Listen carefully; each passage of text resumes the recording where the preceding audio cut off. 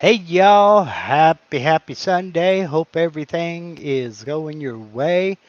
Sorry for the confusion. What we have here is a massive case of old timers disease, which means that when I set up the live stream, I accidentally set it up for 12 a.m. midnight instead of 12 p.m. noon. So I got up this morning and Steve over at Harneal Media, who sponsors MarkLindsayCNC.com. Thank you, Steve. Uh, he had sent me a message last night saying, you're going live in about a half hour, right? And I'm like, oh, oops. So, yeah, that's why there was a major mistake done there. And that was an oopsie on my part. So, I can only claim, like I said, old timers. Um, it's been a week. Let me say that. In fact, I'm kind of surprised that I'm out here in the shed right now since I've been fighting HVAC issues all week long. We hit a high of 114 Fahrenheit on Friday. And for those of you around the world, that is 45.5 Celsius. And it was absolutely ridiculous out here. So, as a consequence, you can see nothing behind me has changed because it was a massive case of, are you going to work out in the shed today, Mark? Not just no, hell no. So, yeah. And the weather patterns have shifted. We're getting winds from the south now. So that means we not only are getting the humidity from California, we're also getting the smoke from their fires. And it's just made for nastiness all the way around. So I've been doing stuff inside the house where the AC worked. I'm not going to do any videos on it or anything like that, even for my second channel, but suffice it to say, um, if you have AC, a mini split, a window unit, or like me, a little portable air conditioner, do your due diligence on it and do the suggested maintenance on it. I am new to portable air conditioners. I know how to clean a window unit, but I do not know or did not know how to clean a little portable like this. I didn't know even if it was possible. I kept the filter clean and that was it. Well, up to and including this morning, I did a cleaning on the condenser and evaporator coils. And I got to say, the crud was so thick on both that the compressor was just basically overheating and it was shutting down. And, it would get down to about 100 degrees in here. And oh my God, that was not enough. So this morning, about 9:30, I started cleaning it, and the difference is night and day. I mean, it's kicking out nice cold air now. This was a stopgap measure. I need to get it outside, get it apart, and clean it better. But I just wanted to see if I could get it to where I could be out here. And so far, I have. I don't know, it's like 90 outside now and it's 77 in here. So that's tolerable. I can live with it. Jury's still out as to whether the CNC can live with it, you know. This again is a temporary solution. I'm going to be getting a mini split next year, hopefully, and getting all that cleaned up. We'll see what happens, though. So, enough about my issues, my problems.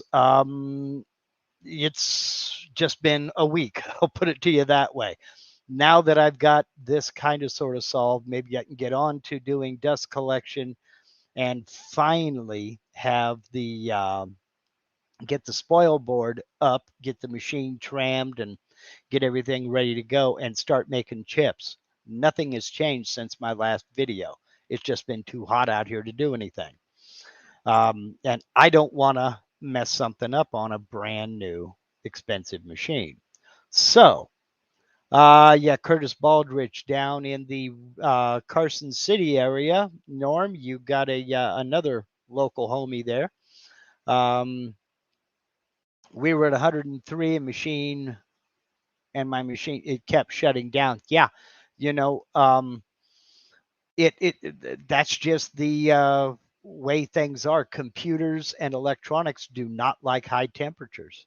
You know, so that's the nature of the beast. You've got to keep that work area cool. And that's why in my old shop, I was basically relegated to about 2 months in the autumn and 2 months in the spring that I could actually go out and use the machine. In the wintertime, it was just too cold. And in the summertime, it was just too hot. And that's why I went the lengths that I went to insulate this, was to be able to put AC in here for the summertime and heat for the wintertime. Well, I've got the heat figured out. It works great. And I don't need it to be a toasty 70 in here, just enough to where the computer and the electronics are comfy and I'm comfy. I mean, 55, 60, that's fine for me. So I've got that situation settled. Okay, again, enough about my issues. Let's get into yours. Let's see here. We do have a couple of questions. Now, let's start with Dean Webb here. Finally got my act together to catch this live session. Yeehaw. Welcome aboard, Dean. Need to brush up on importing files, specs, etc., and bitmaps. Which vids of yours will help? Probably let's see, I will put a link to a playlist that I have of importing files and designing files. Yeah, I just wrote myself a note. I have a couple of videos on doing bitmap traces and importing files that I will link in the description of this video as soon as we're done live here. But suffice it to say, if you go over to my main channel page and you click on playlists, there's right below the banner, you'll see a line of, home videos, playlists, community, things like that. Each one of those is a link. And if you click on playlists, every video I have created is in a playlist. Some of them are in more than one playlist if it's applicable. But I have done things like importing CRV or CRV 3D files from like the Vectric free files, free monthly projects website, or importing DXF files, standard CAD files, and importing bitmaps and doing bitmap tracing and things like that. So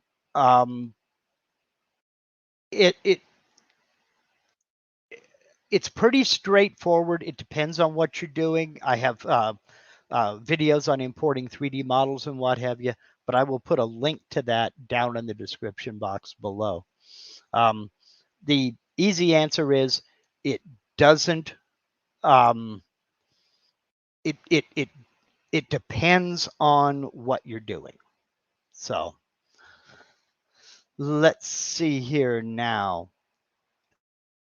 Excuse me. Let's see, we have here, Alan Heffernan says, what likely happens if you save a toolpath from a metric design using an imperial post processor? Of course, the post processors for the Onefinity have both metric and imperial. Okay, let's jump over here into Aspire, and we'll get into that right now. The main thing is when you're when you're talking about the two different systems like that, uh, it depends on what your controller is set up for. For instance, I use Mach 4. I used to use Mach 3. And you set up your units in that control software. So if I'm set up for inches or imperial, excuse me, I need to make sure that all my designs over here in Aspire are set up for metric, or excuse me, for inches or imperial. So if I get over here into job setup, and I'm just going to make sure that my material is set up for inches, okay?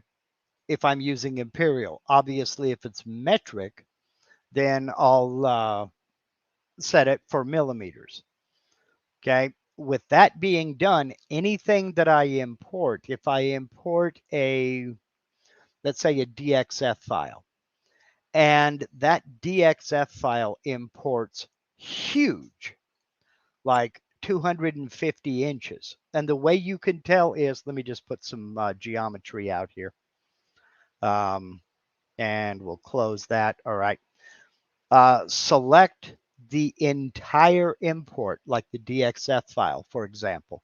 Come over here to set selected object size. Over here, you'll find your width in X and your height in Y. If that size is absolutely huge, like 250 inches, the design was most likely drawn up metric. There is an easy way to convert from metric to imperial or imperial to metric, and that is to use the built-in calculator. Now this is gonna zoom in real fast, so I'll zoom in a little bit here. Let's say 4.9 inches is what it's set for now. If this is supposed to be millimeters, I'll just pick one of the two. It doesn't matter which one.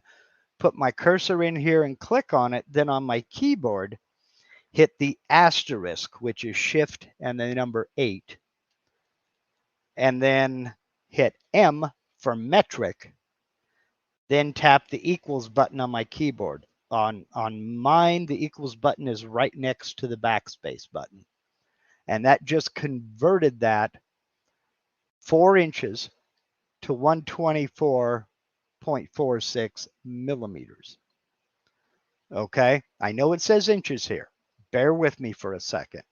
That's because I set my job setup to that to imperial. Now, if I hit apply, you see that rectangle is huge, and that's how a metric file will be imported into something you've set up for imperial.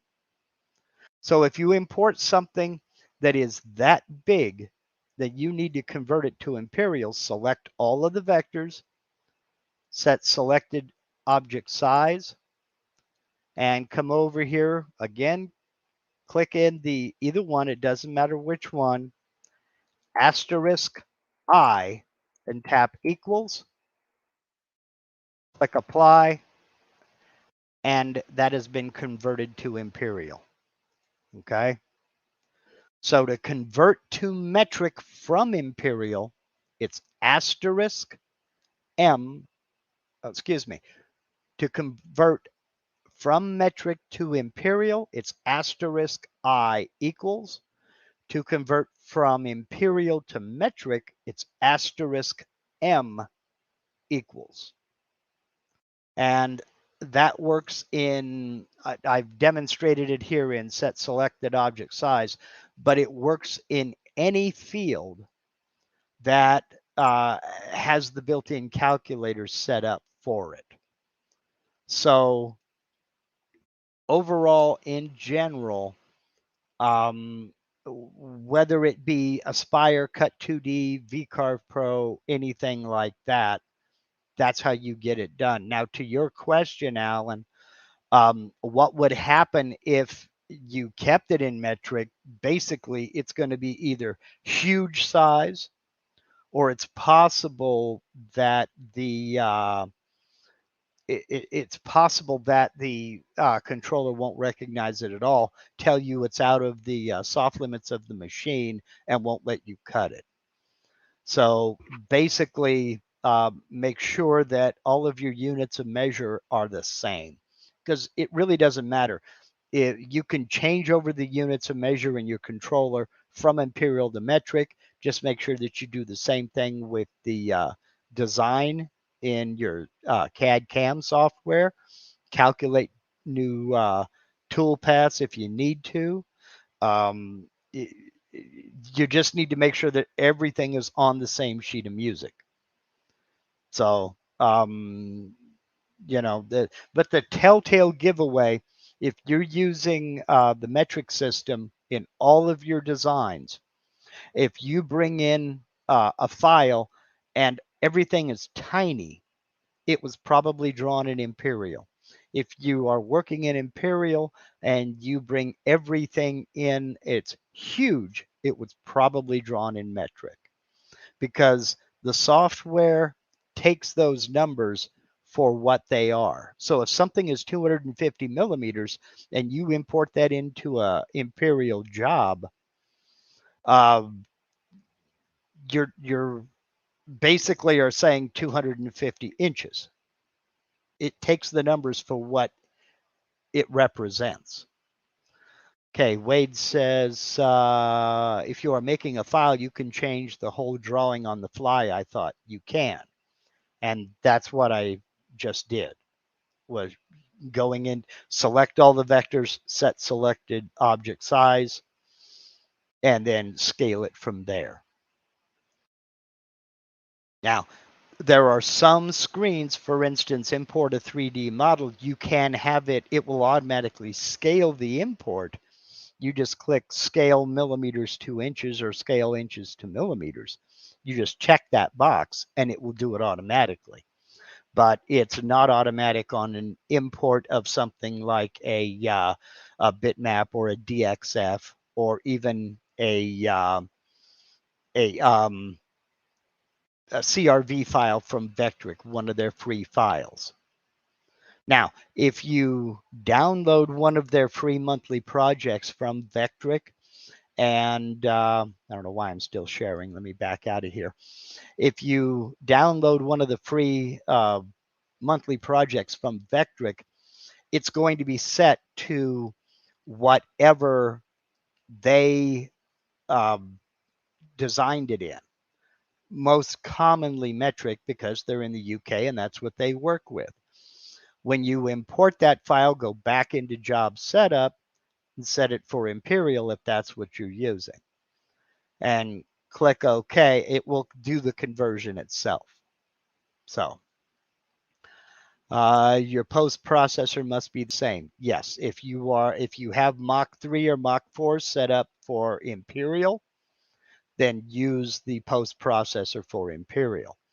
If you have the post processor, if you have your control software set up for metric, then use the post processor for metric.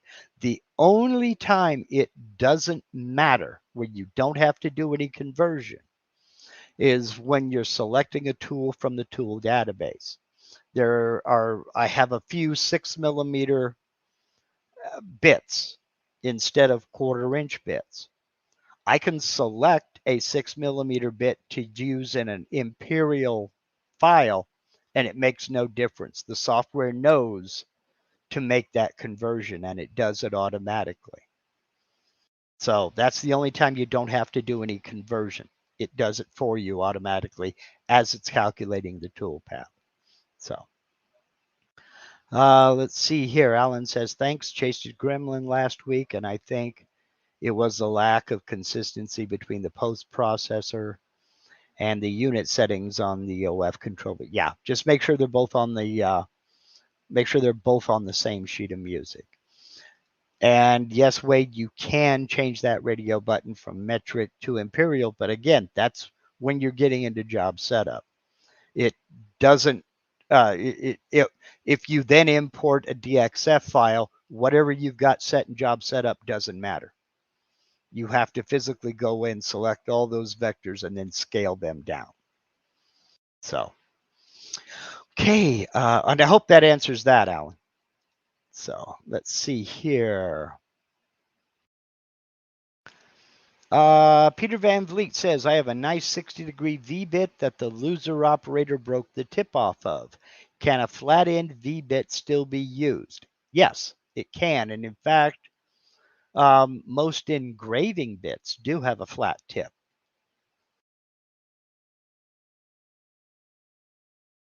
Excuse me.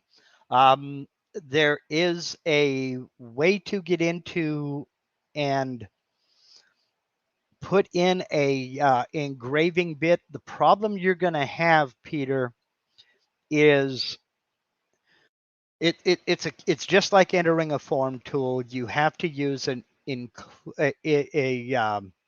see, I always get this wrong. Let me double check to make sure. We're looking at an engraving bit, and yes, I know you can't see this. You want the side angle on an engraving bit, not the included angle.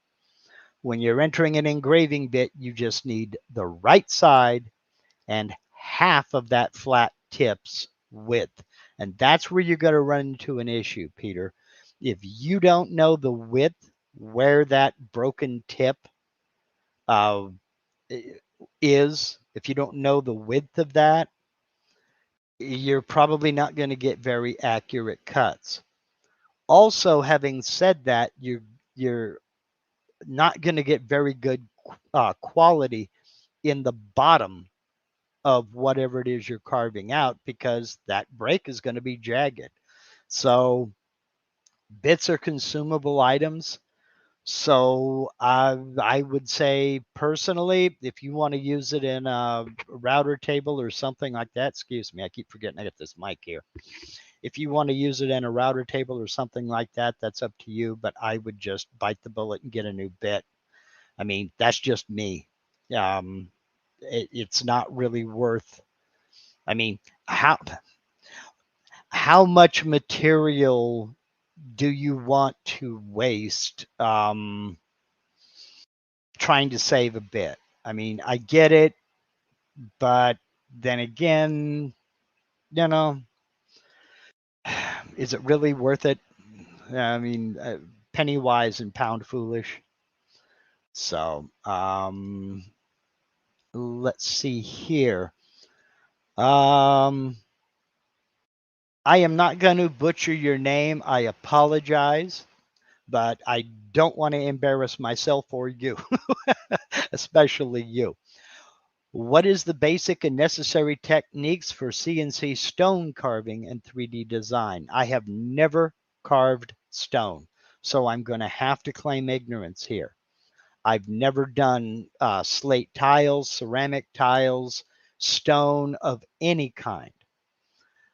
What I would be most concerned with would be the dust, because you're dealing with silica and various other minerals, possibly metals, and you want to get rid of that.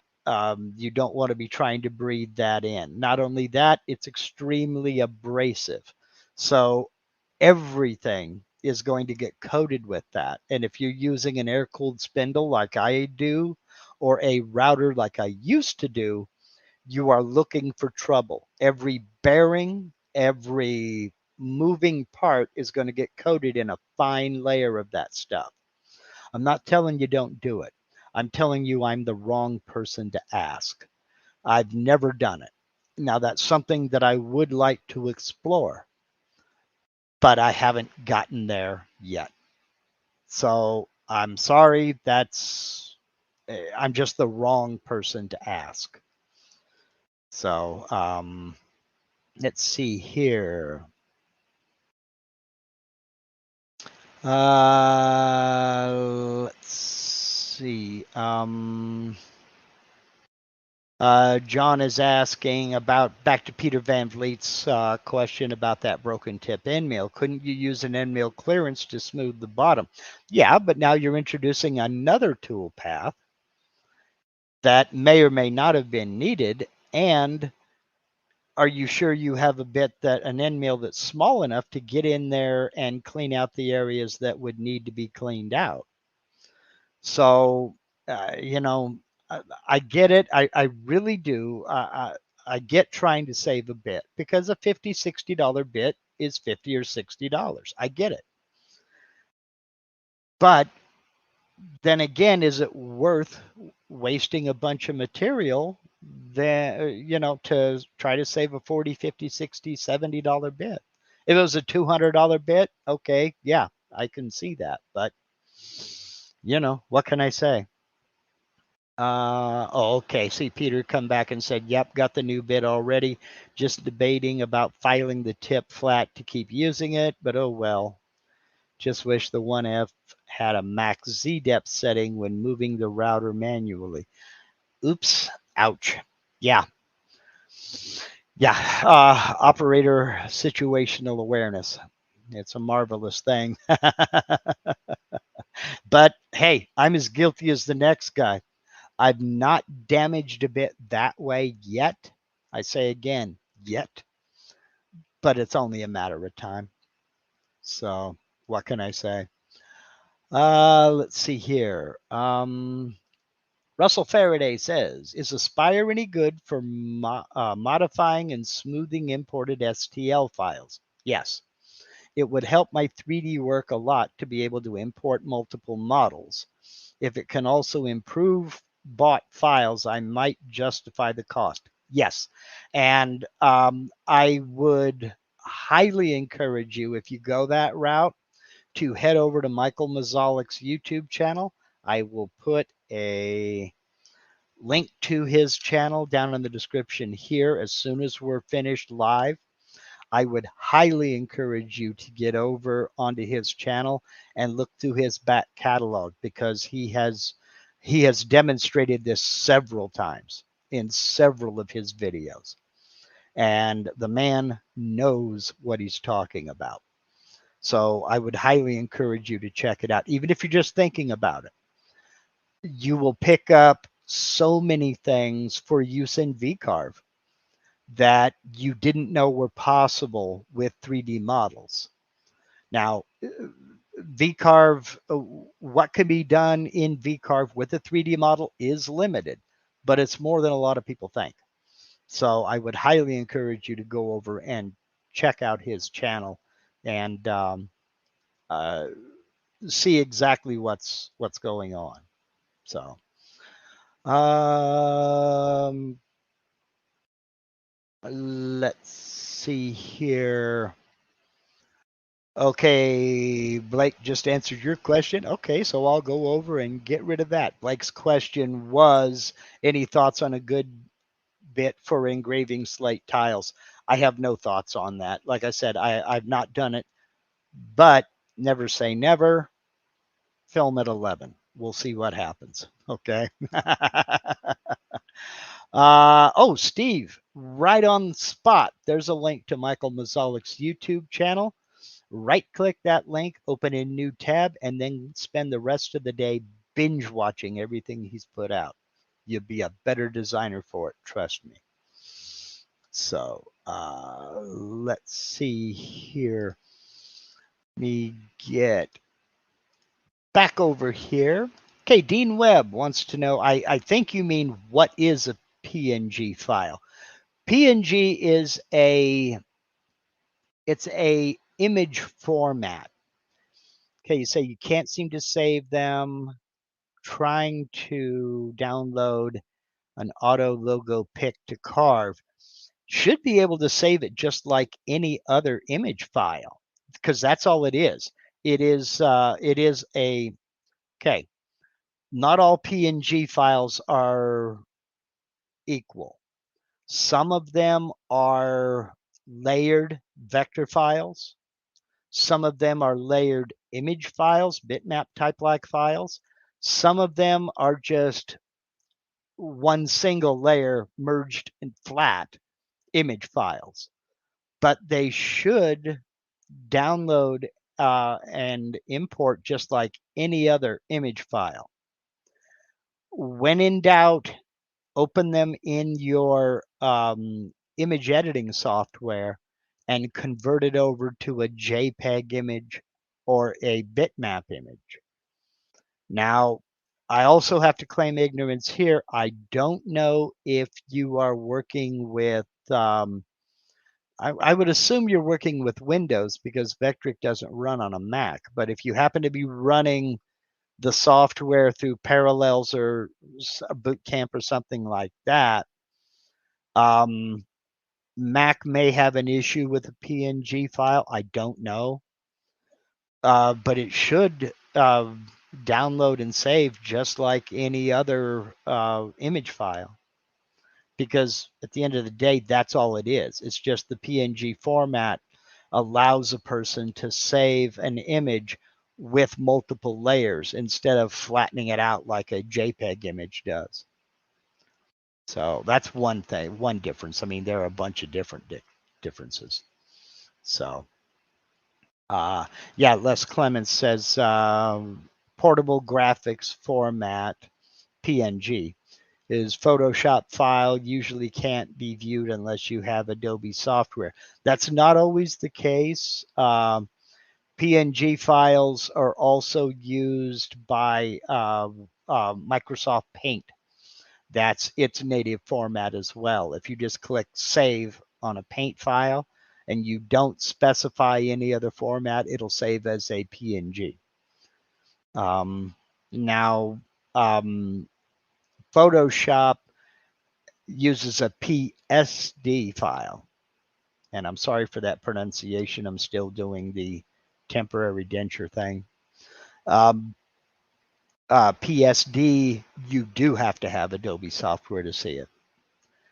But a PNG is basically visible by most imaging software. Personally, I don't like working with PNG files. And Dwayne, yes, you can import a PNG into VCarve directly, but do know if it's multiple layers, that could cause issues. So personally, I put it in my imaging software, flatten all the layers, and then convert from there. Yeah, I'll either save it as a JPEG or a bitmap. So, but that's just me.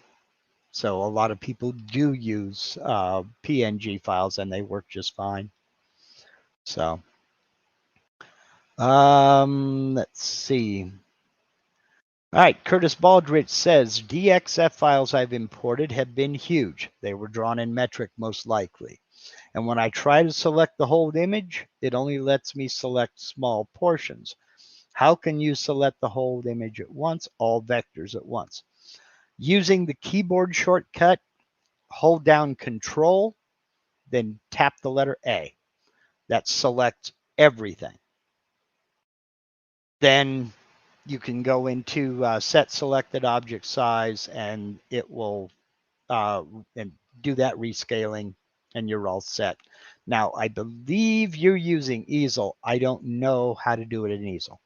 I don't know if it's this, but Control A is a universal shortcut. It also works in word processors and imaging software and graphic software and everything else. So just hold down the control button, tap the letter A, and it'll select everything. So let's see here. IL Peleg makes a very good point. PNG is a good format if you need transparencies. It's also good because it doesn't have any patents on it. Okay, that's true. A PNG, and then Sargon Tavor also echoed that sentiment. With a PNG file, you can have a blank background. So that, like in the case of my logo here, I can have the white background inside and then a transparent background on the outside. And that's how I used the logo for this shirt, using a PNG file with a transparent background. If you take a JPEG image of my logo, for example, whatever size the canvas is that you put that logo in the middle of, you're going to have a white background. With a PNG file, you can get a transparent background that shows nothing. So that is legit. And yes, that can be imported directly into VCarve or Aspire or Cut 2D. So let's see here. Rick May says, "What's a good feed rate for a 1/16 inch end mill?" I'm going to give you an answer you're not going to like, and that is a feed rate that works. I don't know your machine. I don't know the material. It's I don't know. Simply because not all machines are the same. My machine will definitely be able to cut faster than a lot of machines out there, but not as fast as other machines that are out there. It's got the rigidity to where I can plow through, but a 1/16 inch end mill is pretty tiny. So I'm more concerned with the durability of the bit than I am of the rigidity of the machine. I start conservative on something that tiny. I would start probably somewhere around 40 inches per minute and then adjust from there. If your controller will let you adjust on the fly, then you can speed it up or slow it down. In fact, 40 may be too much. It just depends on what you're cutting and how deep you're cutting. There are more variables than just the diameter of the bit.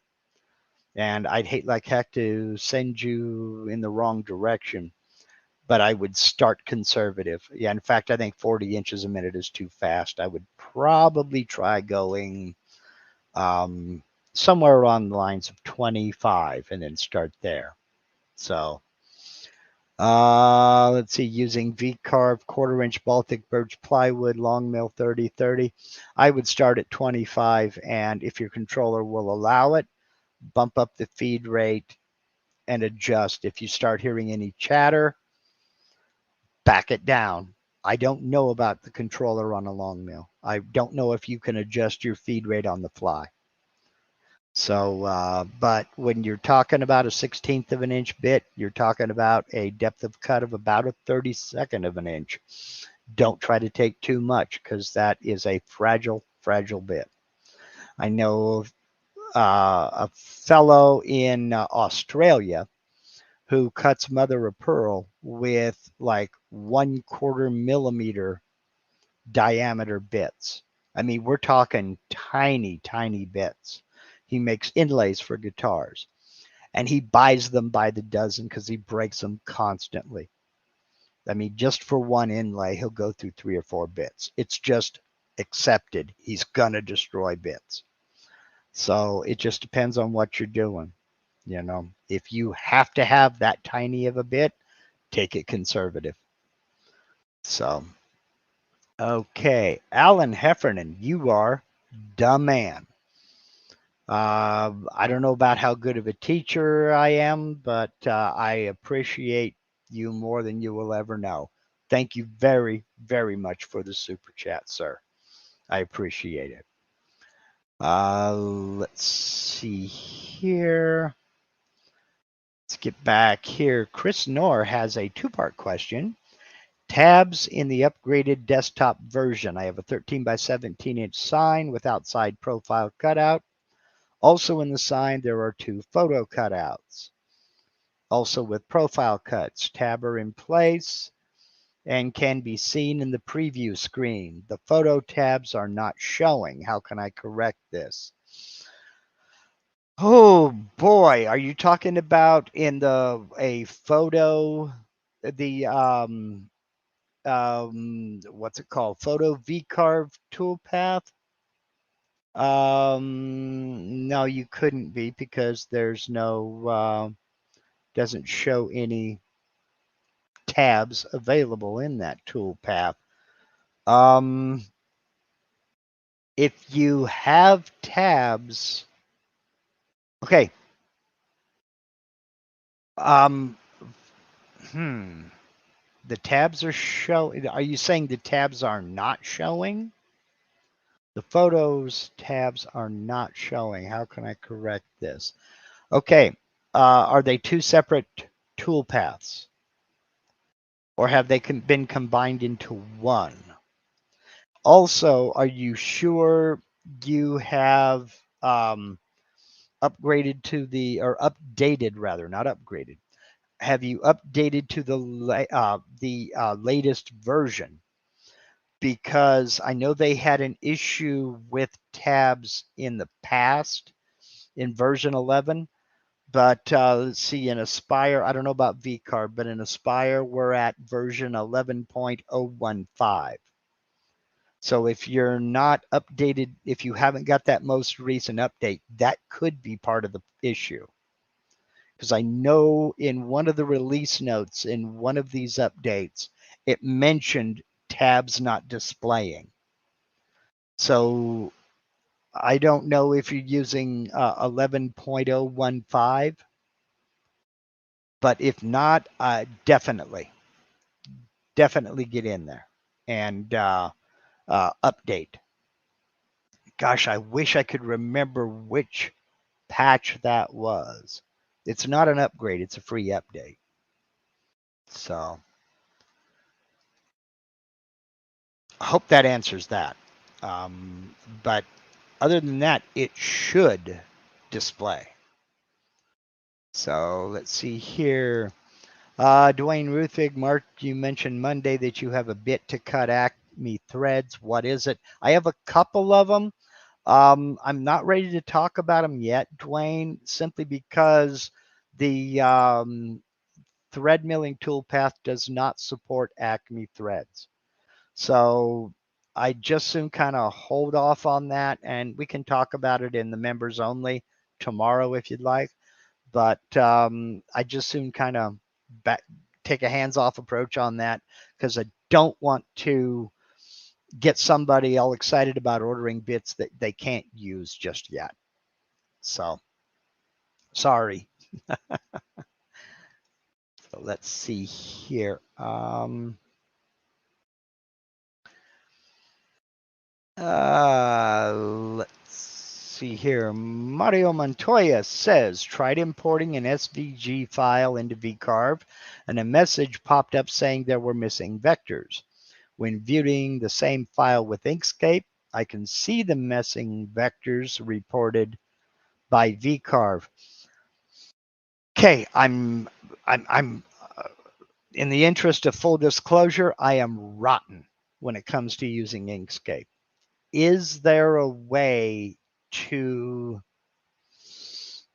merge all of the various layers of that SVG file so that all of the vectors are accounted for? It's possible that there are missing vectors that are on a layer and you can see them, but they need to be merged together. I don't know the answer to that question. Another thing you might try is converting it to a PNG, then importing and doing a bit trace. I understand your reason for not wanting to do so. Another option would be to draw the vectors you're missing. I mean, if you can, if they're not an overly complex, like I wouldn't say try to draw a Celtic knot freehand or something like that. But if it's just a line or an arc or a curve or something, you might be able to fill it in. I don't know enough about the SVG file format to be able to, and I don't know enough about Inkscape to be able to give you a definitive answer. Because as I said, I don't know if there's a way to collapse the layers so that all of the vectors are accounted for, or if you'd want to do that even.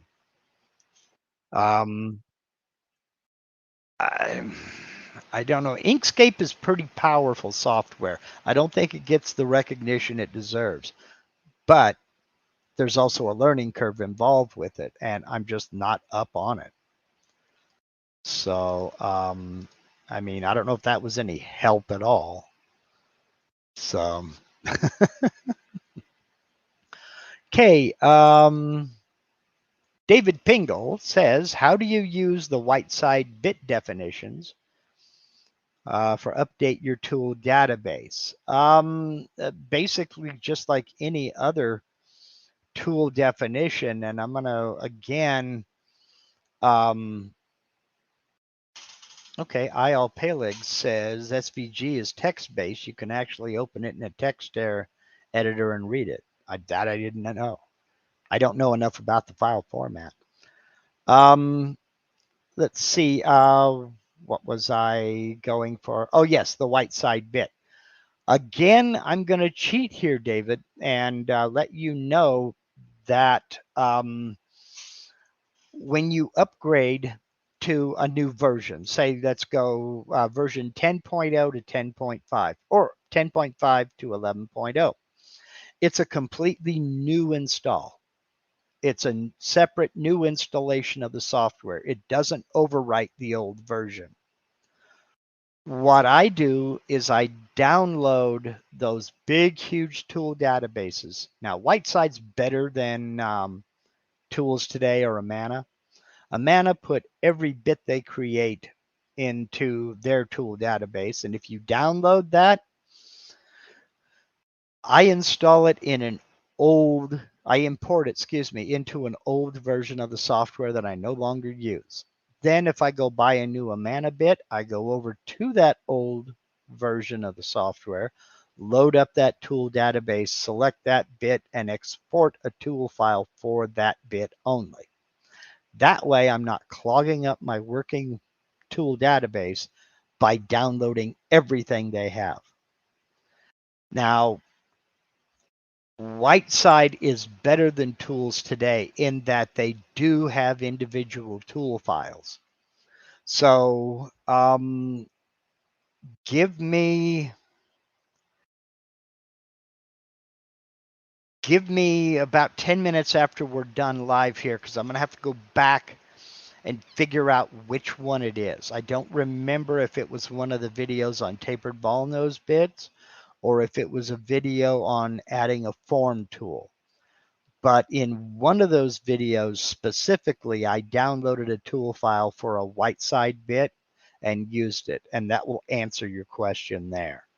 But I don't remember right offhand which video that was. So I'm going to need to go back, find it, and then I'll put a link in this description as soon as I can. But give me about 10 minutes after we're done here live.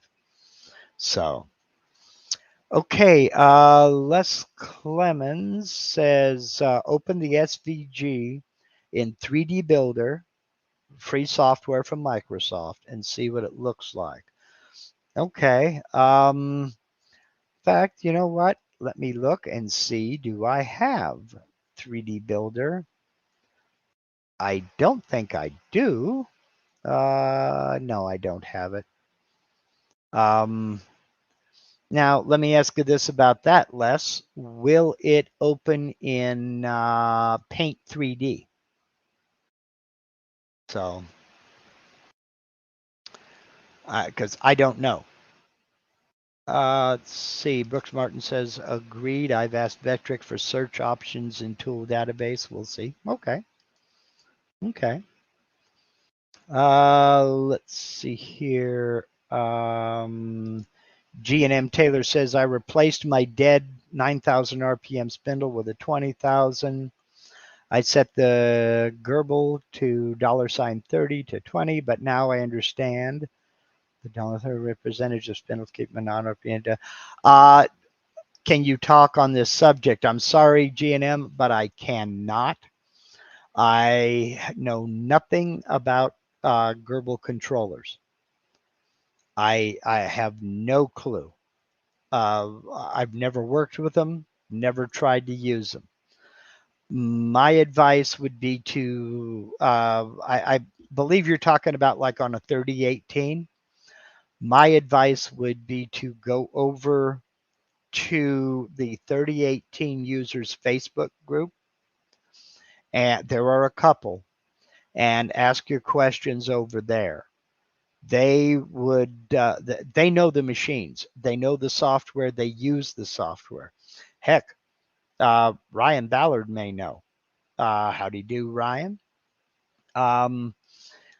He might know, but I know absolutely nothing about Gerbil controllers, and I'd hate to lead you down the wrong path. I would be guessing. So, sorry. Yeah, I've used Paint 3D once or twice. That was mainly to open up STL files to see what they were. That's a complaint I have with Microsoft. Any other file of that type, like for instance, a clip art file from Vectric, you can go into the folder and you can see a preview of what that file looks like. So you know if you're getting an eagle or a lion's head. You can't do that with STL files. You get an icon that shows basically the program you use to open the STL file with. So if you have an STL file named 15207, great, it's 15207. What is it? So let's see here. Jim Hester wants to know, do you know of a way to darken or bolden the text in VCarve toolpath setting? No, that's done in the excuse me. That's done in the text window, Jim. Let me oops. Let me do this over here. That would be wow, that loads quick when you don't have 22,000 fonts. That would be over here to select bold or italic text. Once you get over into the VCarve toolpath, there it's too late. All you're doing is working with the carving. So that needs to be done. Let me select this, go in here and type. Um, so there we go with the text. But if I click bold, it'll fatten it up there. So it has to be done within the text window. Now, if you have, let's take that bold off, close. If you have already converted to curves, and try to go up here, no text is selected because it's been, it's been converted to curves. It's no longer a text object. So then you would have to do offsets and do a bunch of other things. Personally, my opinion, if you've converted it to curves and it's already too late, delete it, start over, and apply your bold, and you're good. I mean, what can I say? Sometimes there is no quick fix. Sometimes you have to go back and redo it. And I'm that way with most text. Most text, it does not pay to try to clean it up.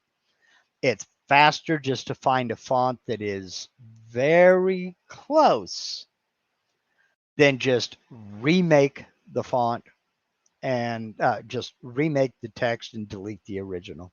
It's just, you can drive yourself crazy trying to clean up text. And it's just, I find not worth it. It makes no sense to me to spend a half an hour cleaning up something that you can remake in 15 seconds. G&M Taylor, thank you very, very, very much. I really, really appreciate it. Let's see. Les Clemens says STL files are mainly used for 3D printing. It's become that way, but they were stereolithography files that were made for 3D modeling of any kind. They've been used for, many years before 3D printers became available to the average Joe like you and me. The 3D printing community latched onto them because it's an easy format to use and import. And there are so many things already out there in STL format that it just made sense to use it. It really did. So, okay. Let's see. Ryan Ballard says, I don't know what the $30 does. It isn't on the usual list of settings. it goes from 27 to 100. Yeah, he's trying to increase the max RPM of his spindle from 9,000 to 20,000. And my recommendation was to join a couple of the 3018 groups on Facebook and ask the questions over there, because I know nothing about Gerbil controllers, nothing. And I thought you did. So let's see. IL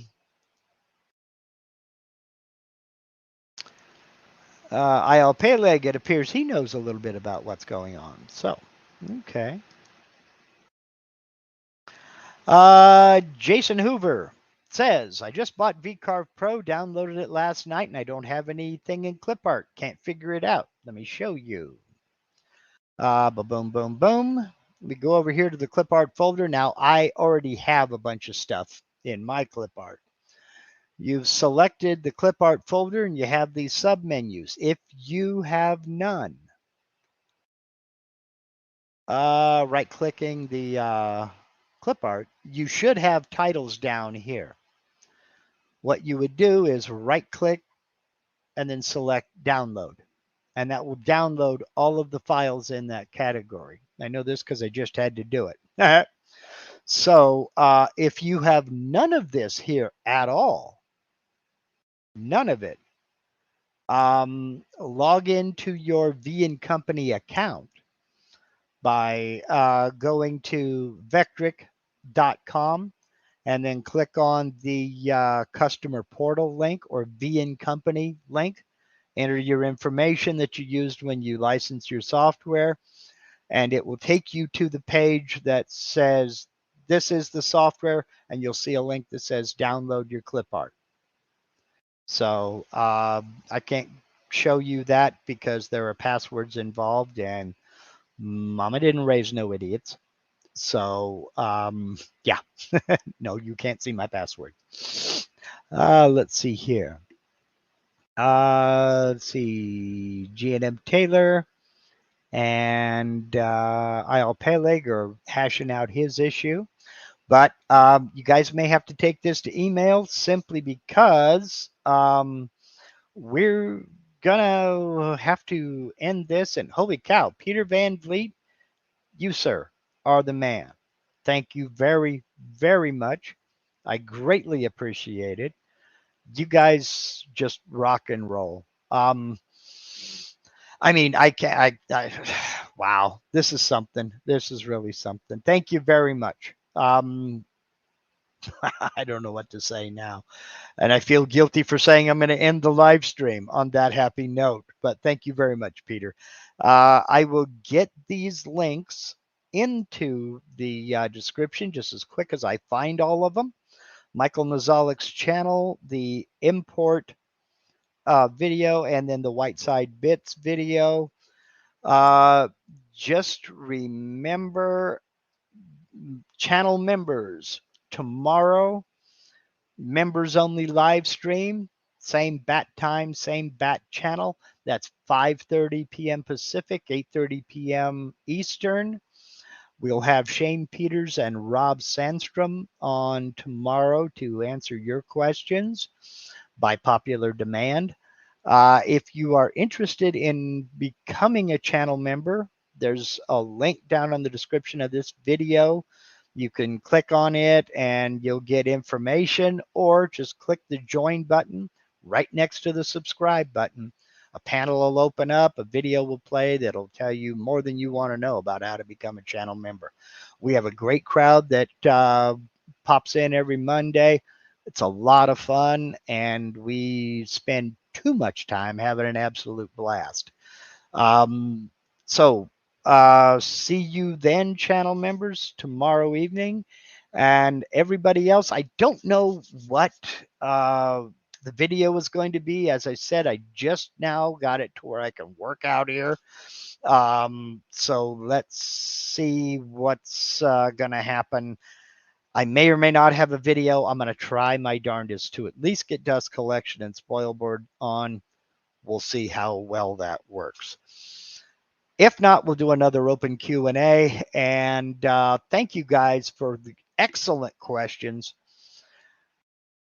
So go do something cool. head over to Michael Mazalik's channel and binge watch it for the rest of the day. Bring a beverage, bring 2 beverages, and maybe a sandwich. You'll enjoy it and you'll learn a lot. Believe me, I learned something from every video of his I watch. But until then, y'all take care. Now get out of here. Go do something cool. Go on.